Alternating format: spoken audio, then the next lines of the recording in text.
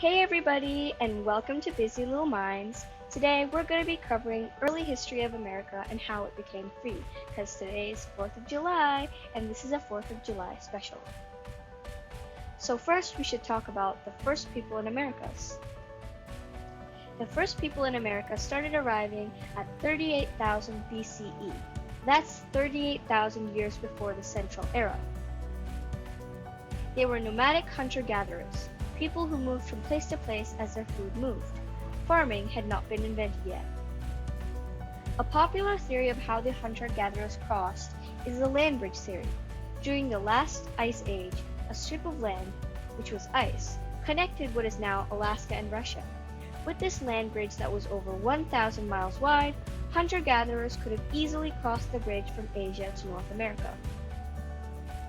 Next, let's talk about some of the cultures in ancient America. In North and South America, over time, different cultural groups evolved, such as the Aztecs, Mayan, the Olmec, and the Inca. One of the first civilizations was known as the Olmec, flourishing on the coast of Mesoamerica, what we now know as Central America. This civilization lasted from 1200 to 400 BCE. Right after the Olmec fell, the Maya civilization sprung up. The Maya appeared in the rainforests of Mesoamerica. They raised crops, built structures, and had a theocracy. And a theocracy is a government where the priests are in charge.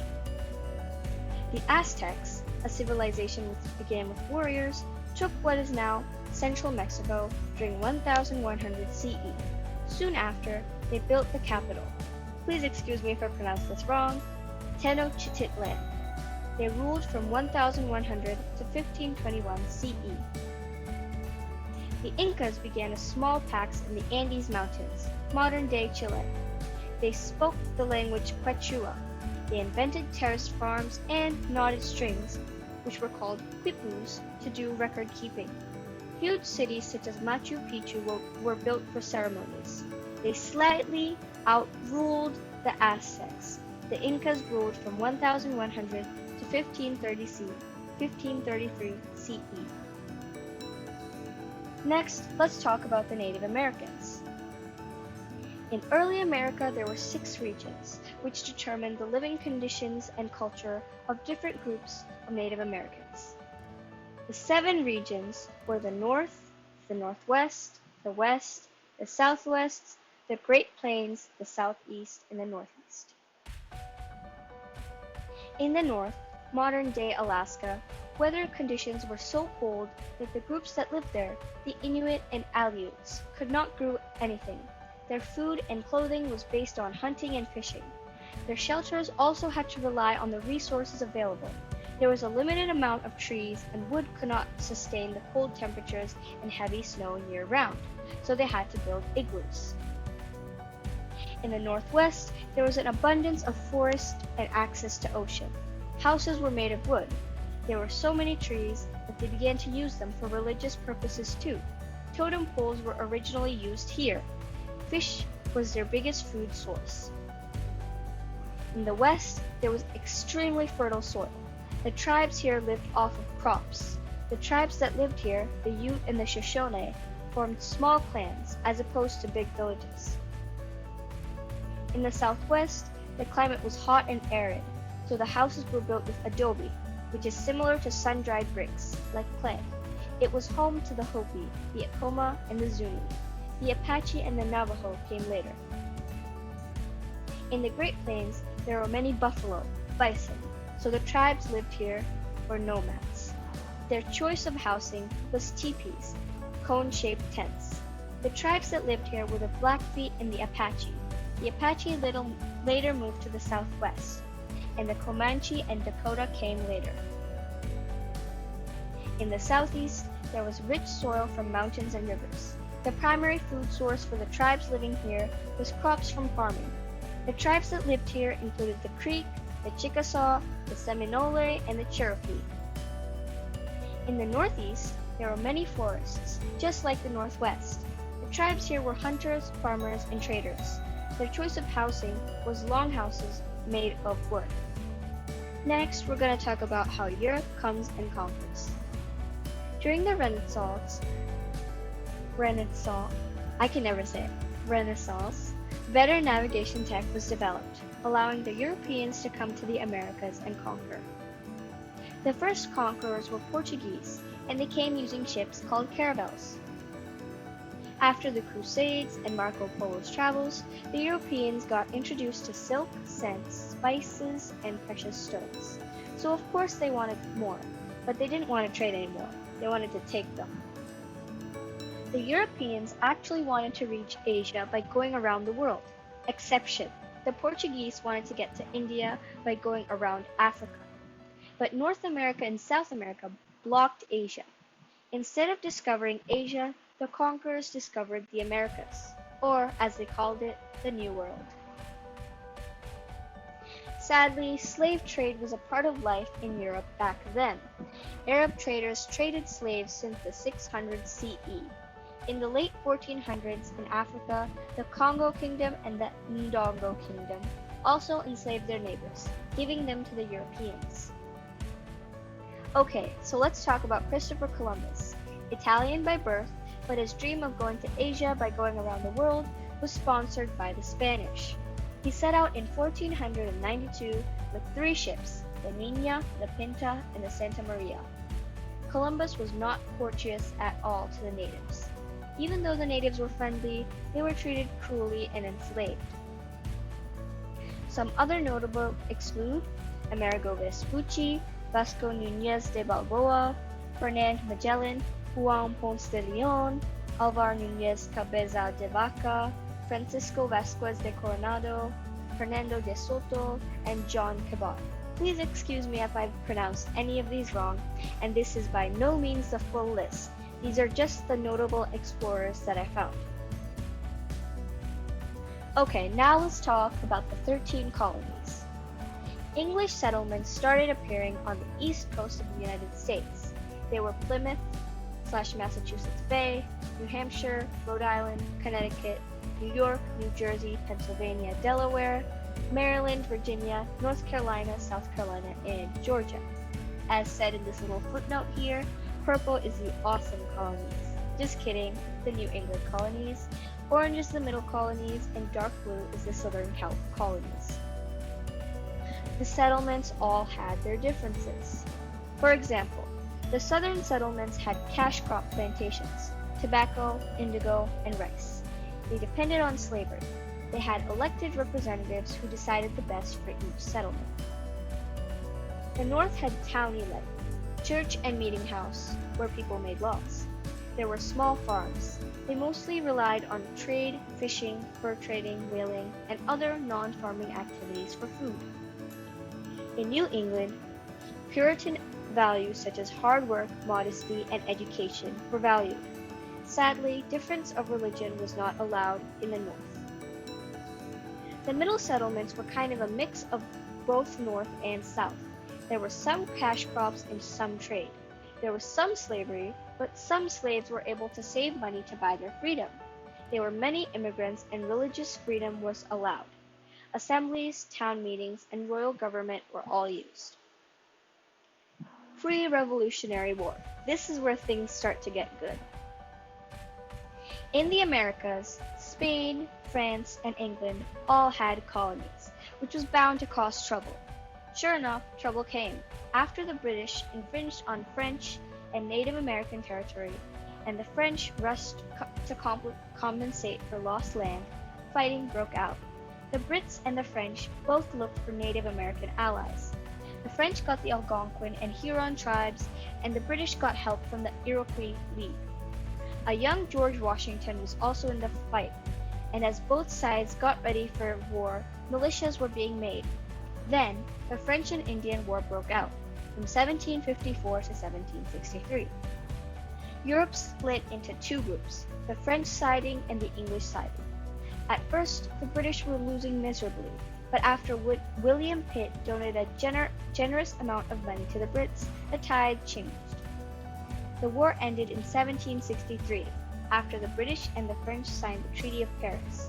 This treaty gave the British all the French land and all the Spanish land, because the Spanish had sided with the French.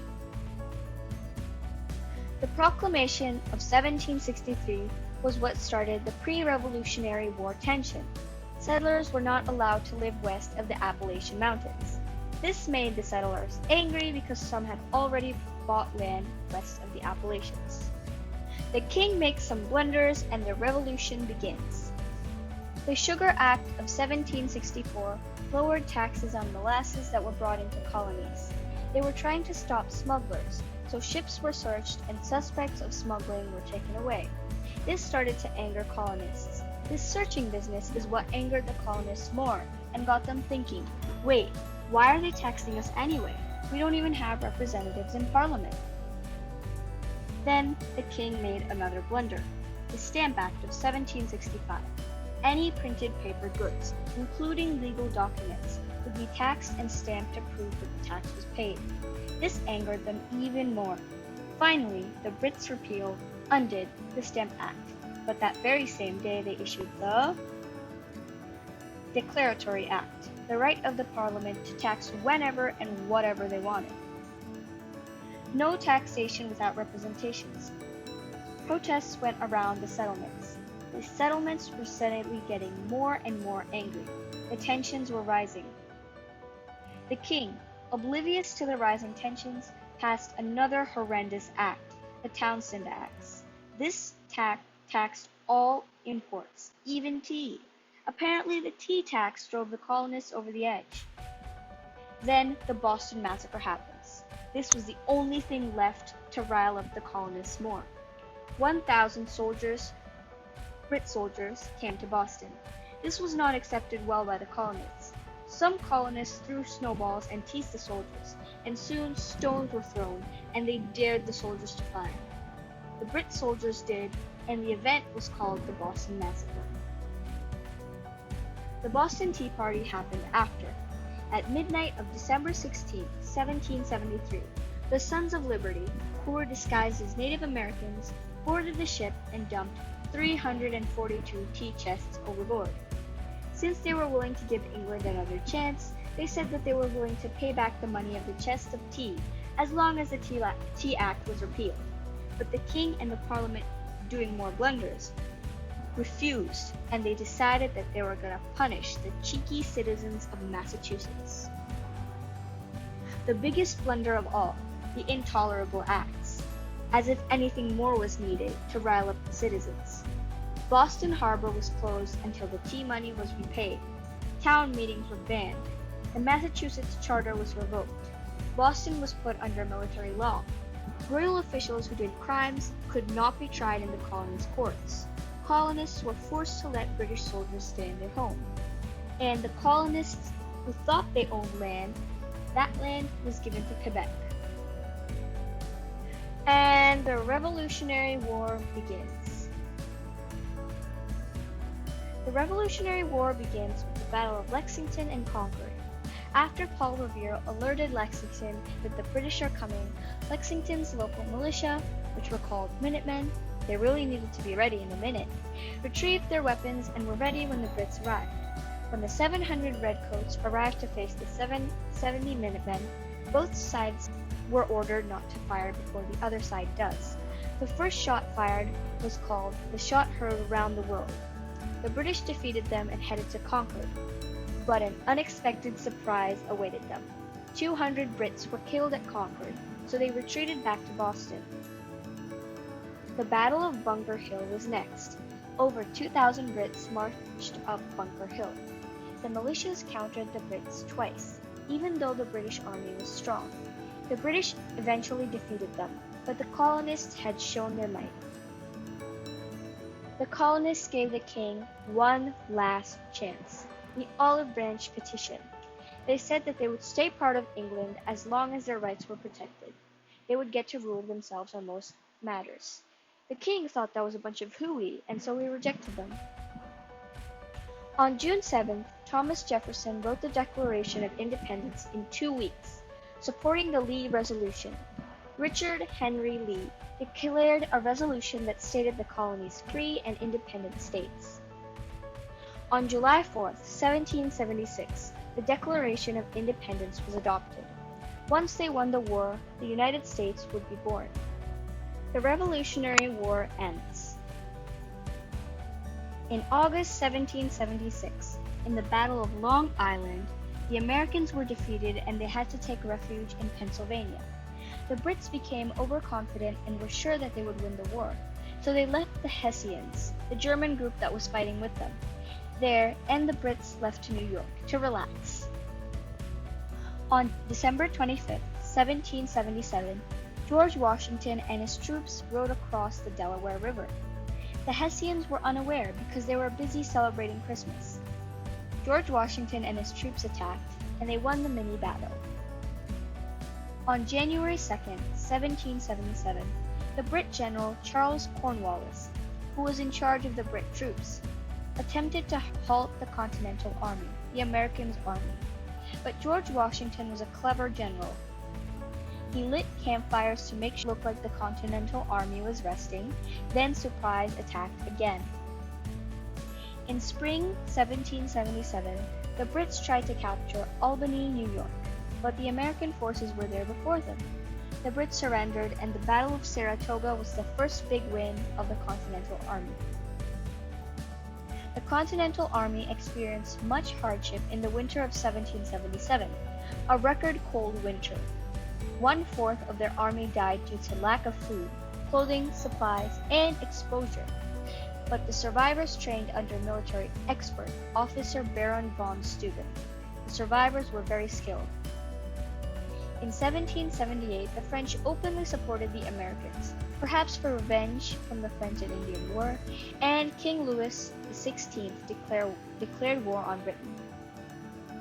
In 1779, Spain also joined the Americans. Holland decided to pitch in too.